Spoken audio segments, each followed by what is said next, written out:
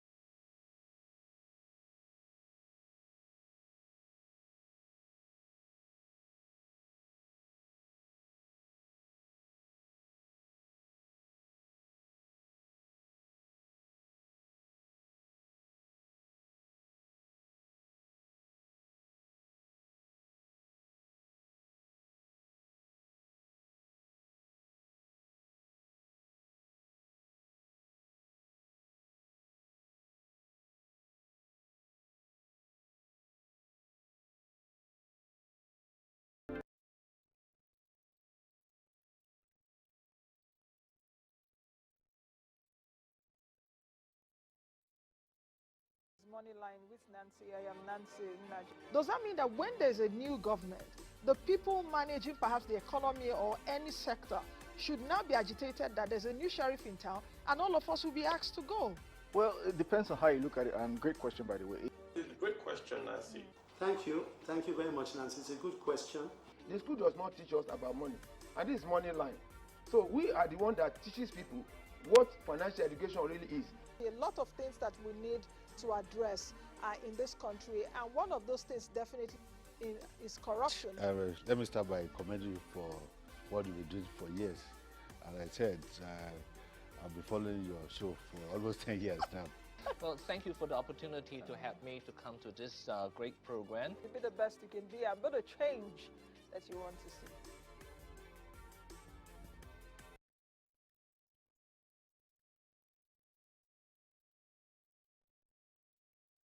All right, welcome back. Olabode Sowunmi is still with me, consultant to House Committee on Power and Senate Committee on Gas. We're looking at the sale of crude oil to local refiners in Naira. Mr. Sowunmi, can you hear me? Yes, I can hear you. Okay. I'm not sure if you can hear. Yes, I can hear you. Can you land on your point? Because the statement from Bayo Nonuga yesterday did say that the exchange rate will be fixed for the duration of this transaction.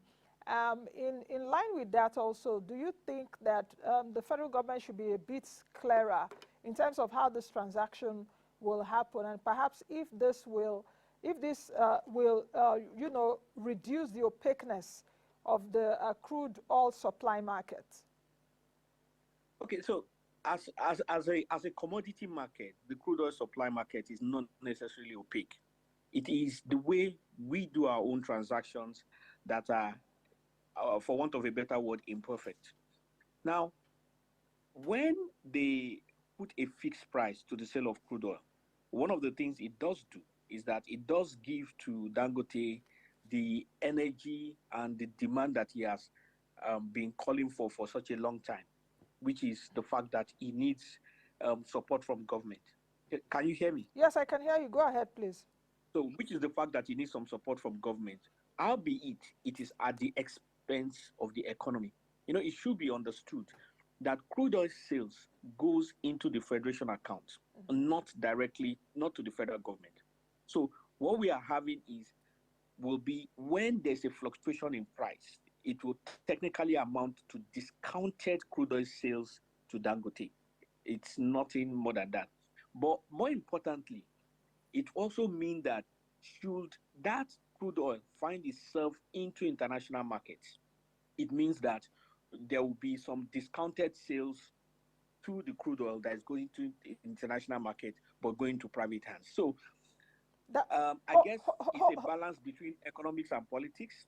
The government needed to do what they needed to do, but in terms of what it is for the Nigeria as a whole, it is support for the local refineries and maybe some discounts to the Nigerian Federation account.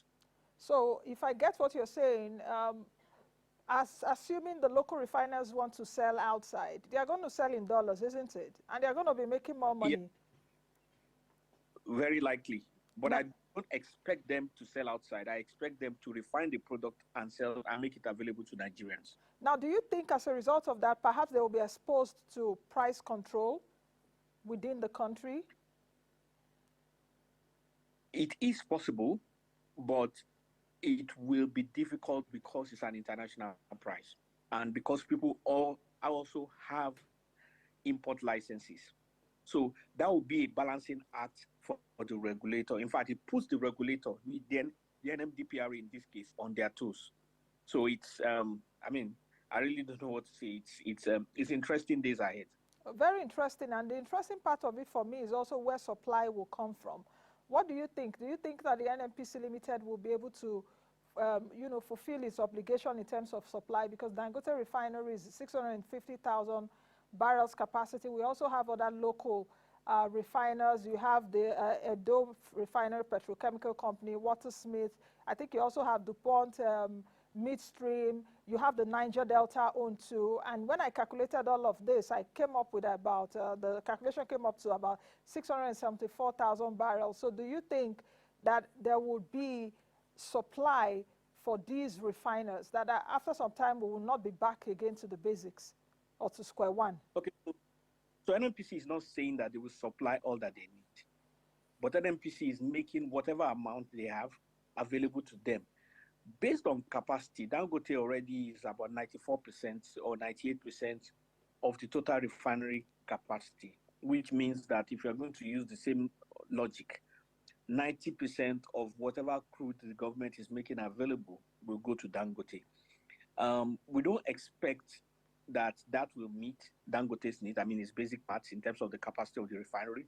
But what we expect is that he will have to get intermediate products from, crude oil, not intermediate products, sorry. He will get crude oil from some other sources, probably from where he has been got. Yes, he will import. Don't forget that he's in a free trade zone. So he's at liberty to export and import without going through the import and import regulations that currently apply. Okay, finally, as we wind down, what do you think will happen to upstream operators?